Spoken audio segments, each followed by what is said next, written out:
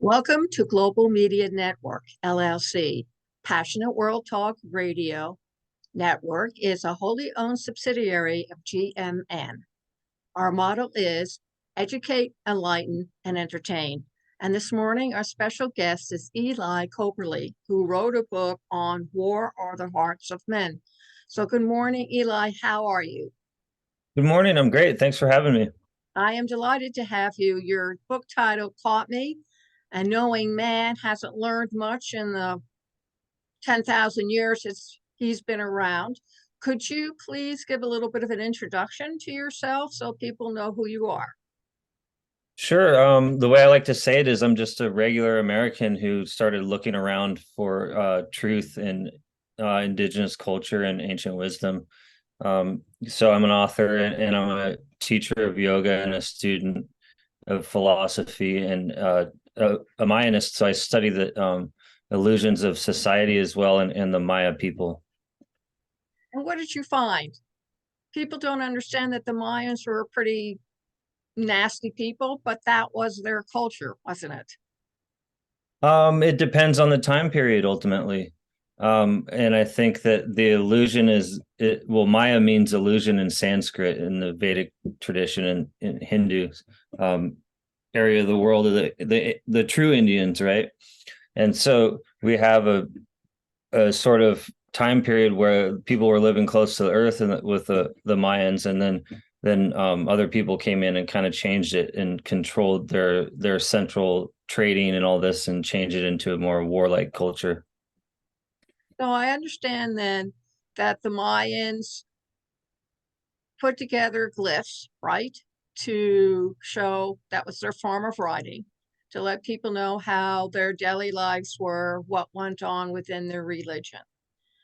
So when you took a look at the glyphs, what were you looking for exactly to correlate with your philosophy or theory of war and man? Well, I was honestly what I was studying was the serpent, and I saw it and I noticed and I read a number of books about the serpent as a symbol in indigenous culture and ancient culture worldwide. And also I studied the Bible when I was younger, and so I understood the Garden of Eden concepts and the mythology behind it. So I was looking for serpents specifically, and the study of energy and time and how it affects. But ultimately, what I found was war, a lot of war history, and I was able to through a group called the Khan dynasty, which means serpent in Maya. So what they were doing is they were using this symbol for sort of energetics idea to control others. And so they're using animism, which they always use, but they're using it for war. Would you then consider what the Mayans were trying to do, their manifest destiny? It was more like the pre-Aztec people of Teotihuacan in Mexico City. Yeah, and their predecessors. The Mayans were just pawns, like a lot of our rulers today in third world countries to colonialism. And so they were involved in it, but only because they had to, because they wanted money and they didn't want to get wiped out. So there was a lot of Game of Thrones type situations. Okay. So the Mayans then, who were what, you put them on the same scale as the Pueblo Indians in the United States, who are the Navajo, who were a peaceful nation. And yet, I know that there's a pecking order within the American Indians and the Comanches and the Apaches on the top, and it goes down to where the most peaceful of the tribes are pretty much scorned and they have no use for. Yeah, and that happened for sure. So, but most everyone came. A lot of the roots of the people were from Central America, so the migrations were headed up there. The American Indian was oftentimes just displaced people from Central America. They say Asiatic people through the Bering Land Strait, but that's hard to prove. But yeah, they were just people who were ultimately wanting peaceful lives like everyone else. When they're rudimentary skills, they're cooking around a fire, and they're worshiping the earth and pagans basically, and then all of a sudden industry takes over and changes occur, and these punctuated equilibriums which cause major changes. Would you say then that humans per se are more apt to make war? Is there a genetic marker inside their DNA that makes them more predisposed to war? Yeah, well, I mean, I believe in karma, and if you study yoga, it's like it's sort of like a reason why people do things, and if you study anthropology and archaeology, you understand that we're putting up borders and fences to protect our own situation, and then we have sort of genetic markers in our DNA, that cause us to make choices of not only protecting our own but protecting our insecurities, and ultimately that's where this book goes, and that's where I kind of talk about how we make choices, not what's best for the group but what's best for our own egos, especially as males in a modern day society.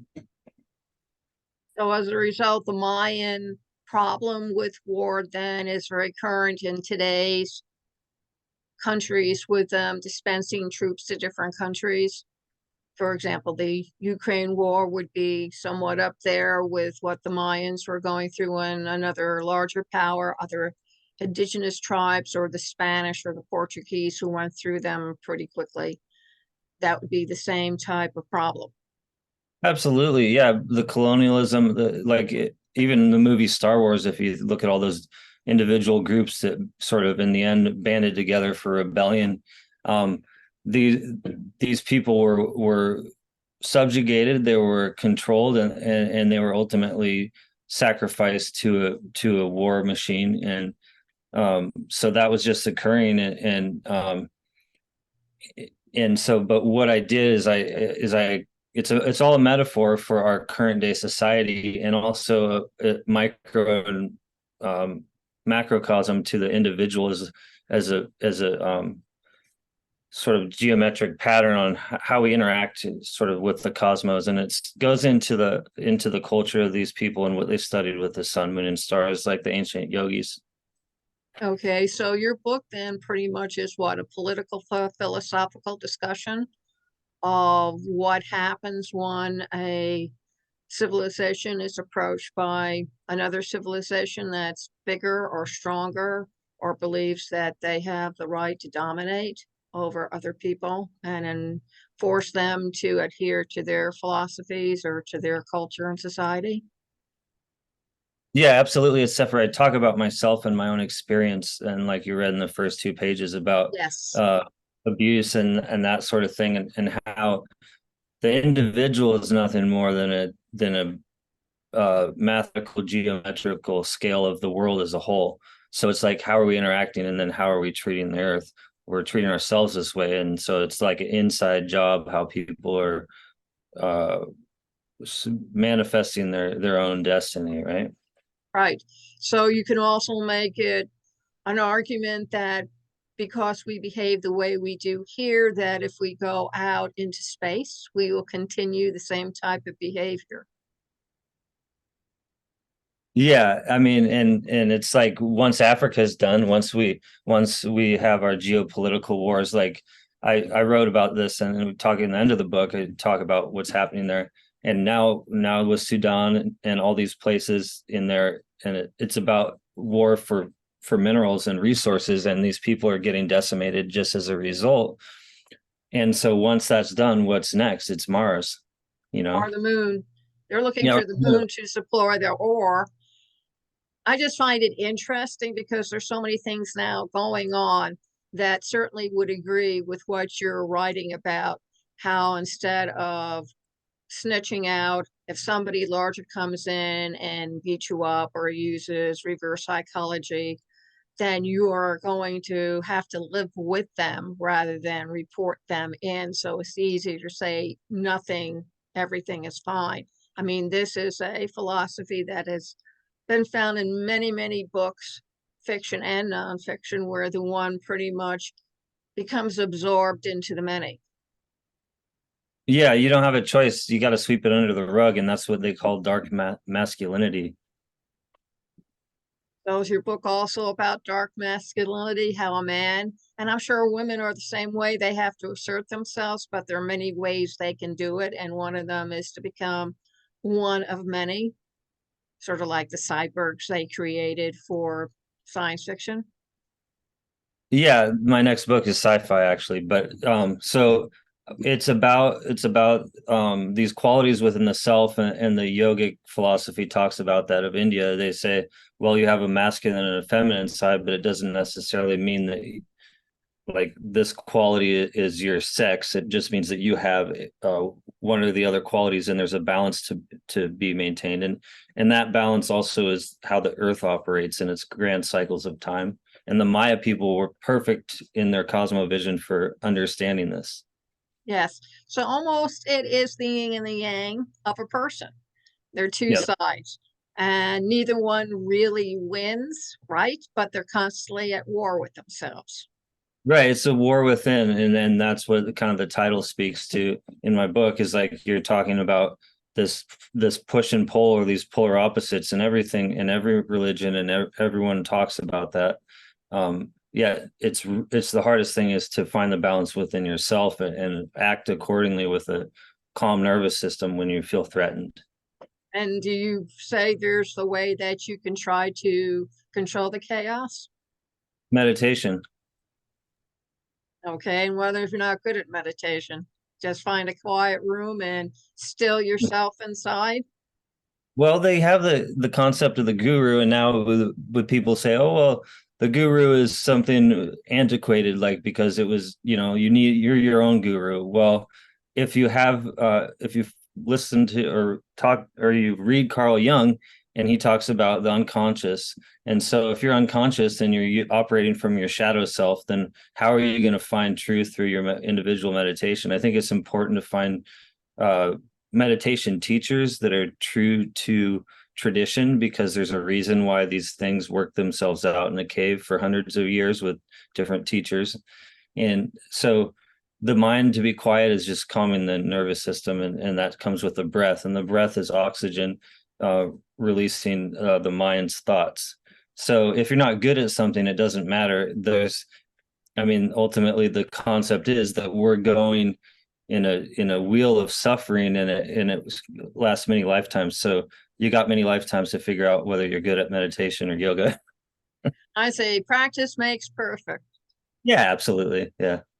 Do you see in any way where artificial intelligence may contradict, either making it worse or making it better? I know that they're planning on putting a law out there that AI should not be allowed around nuclear plants or be able to press the red button for a nuclear war because they're afraid the machine themselves would make the decision to create war. Yeah, if you follow the stock or the company, the corporation Palantir, what they're doing and what that guy is doing is working with large language models of these motherboards or chips. I don't understand the technology, but what I know is that he has the concept in his mind that, well, if we don't get to it, the Russian people or the Chinese people will get to it as Americans, right? And that's the wrong answer, because what we're doing is we're saying, well, we better, it's like the atomic bomb. Well, someone had to put our finger on it, and so it should have been us.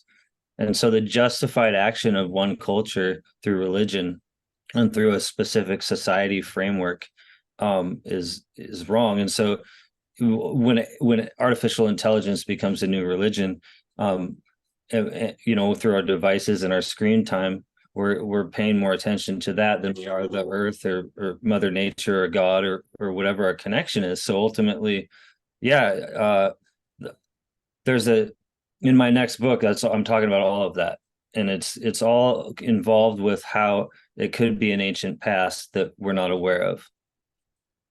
That's very interesting because I know they alluded to a past before even humans were here on this planet that pretty much prepared the way for the humans that did finally descend from the trees, so to speak, but made it easier for us as humans to advance in our quest for knowledge.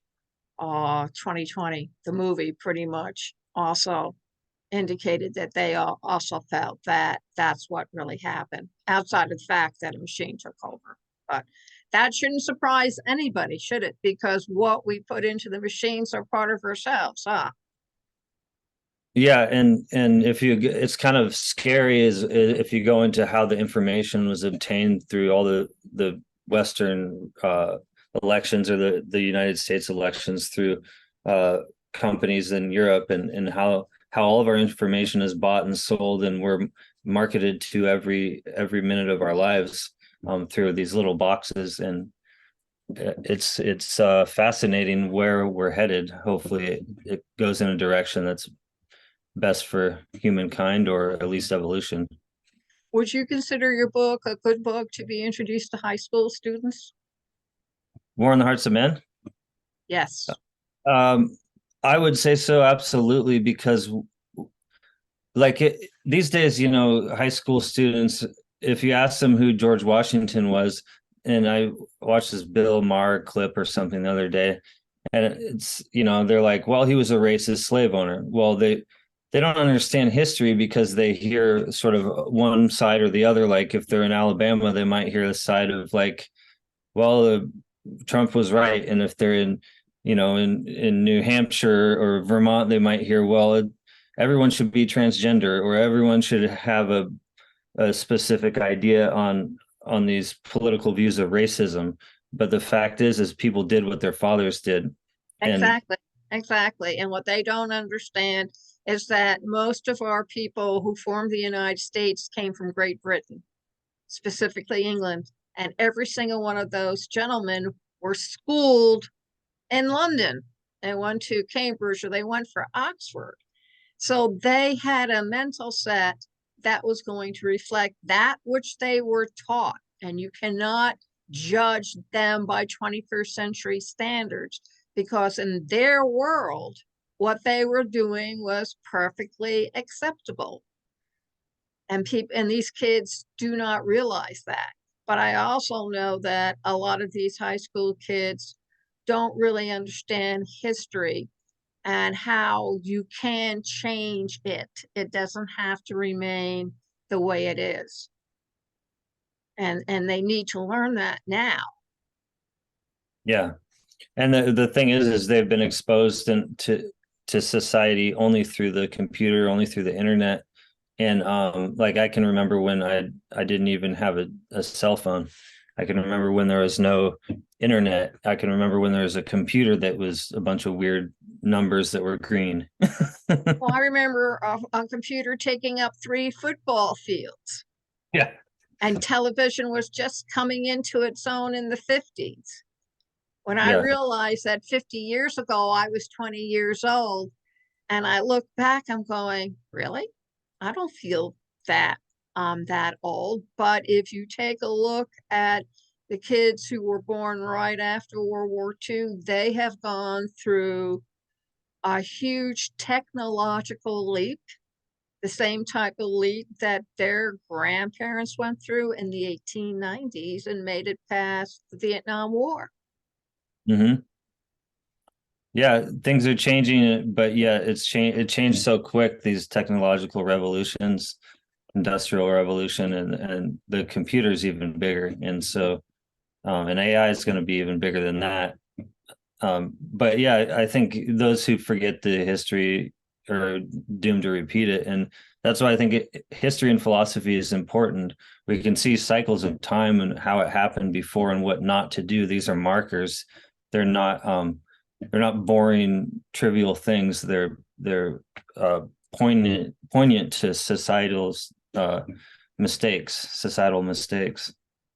Yes, it is. So I hope in your second book, when you follow up, perhaps you can give them some additional pointers in addition to meditation of how maybe to avoid letting or allowing their ego take over and demand that it's okay to make war. Because Yeah, go ahead. yeah, the main character, it's a fiction story, so the main character is no man is an island, but yet he's an action hero similar to Schwarzenegger or Bruce Willis or something, but he comes to find love. And so it's a message that's encoded in the story. It's less of a sort of historical account. It is, though. There's history, and it's all pretty accurate to what's happening, what could happen, what has happened. Good. Because I really think you ought to recommend that kids in high school read your book as part of either a philosophy class, part of a religion class, and also part of a history class. Because I Oh, think it's important for these kids to learn how to think independently of machines. absolutely. That's why I'm writing is I have a 4-year-old, and I'm really concerned about her merging too quickly with the technology and not understanding what's the beauty of being human and the life that occurs outside. So Eli, could you please tell everybody, number one, where they can find your book, how they can get in contact with you, and maybe even ask you some additional questions that I have not thought of? Sure. My book, War on the Hearts of Men, is on Amazon. It's Barnes and Noble everywhere online. Also, my website's elicoberly.com, and I'm on Instagram at Eli Coberly. Great. And do you have any words of wisdom to share before we wrap up? Well, there's a difference between happiness and joy. Happiness is fleeting, yet joy is in the moment. And so that's kind of a crucial piece to meditation and relaxing into the moment and making a choice, grounded choice based on the breath grounding you in the moment. Terrific. Thank you very much. Ladies and gentlemen, thank you very much for joining us this morning with Eli Coberly and his book, War on the Hearts of Man. And I recommend that you at least go over and read the first 2 chapters. That is provided by Amazon free. And like me, you'll probably go ahead and order the book. You can listen to this interview all over again on youtube.com/PWR Network, underline PW Talk Radio, on Facebook.com/Passionate World Radio, on our website, https://passionateworldtalkradio.com, and at least 12 other directories. We want to thank you all very much for joining us this morning. And remember, please keep listening. Thank you.